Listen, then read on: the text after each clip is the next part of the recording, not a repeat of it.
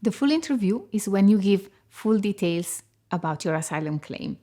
You have to explain about your sexual orientation or gender identity, and you have to explain to the Home Office why you are scared to go back to your country. This is your chance to present your case to the Home Office, and it is very important that you are well prepared because the interview can be very stressful and it may also be quite long. It usually lasts about 3 to 4 hours. Once you are in the room, time will fly, but it's important that you prepare in advance and you know exactly how to explain your story. And you will be in a room with an interviewing officer and possibly an interpreter if you have requested one. You will have to prepare in advance of the interview to make sure that you know your story and you know how to say it. Obviously, this is your story, it's your experience, so you will know it very well. But one thing is to know it and one thing is to know how to explain it to somebody. So it's very important to prepare in advance of the interview with your lawyer if you have one.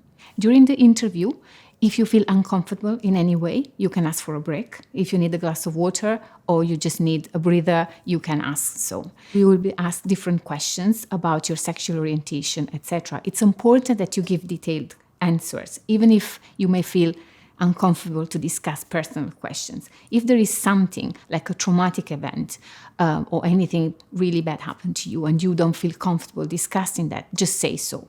It's important that you do not guess dates or events. If you don't remember, just say you don't remember. If you're stressed, just say you're stressed.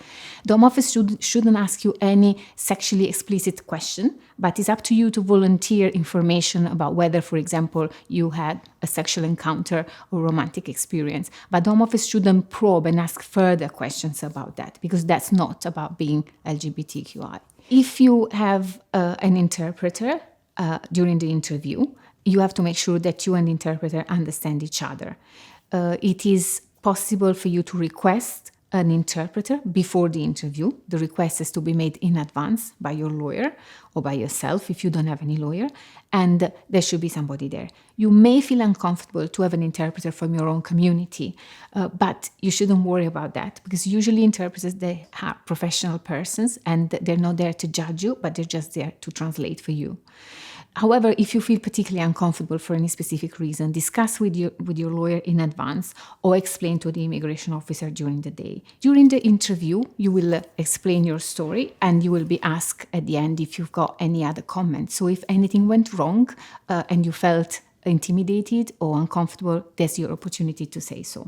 Anything you say during the interview should be recorded by the interviewing officer, and at the end you will be given a copy of the interview records, so you can bring it to your lawyer and discuss whatever happens. In fact, when your interview is finished, you will have 5 days to prepare any letter with your lawyer that you want to send to the Home Office to amend any errors and rectify any mistake. After the interview, the Home Office will take a decision on your case.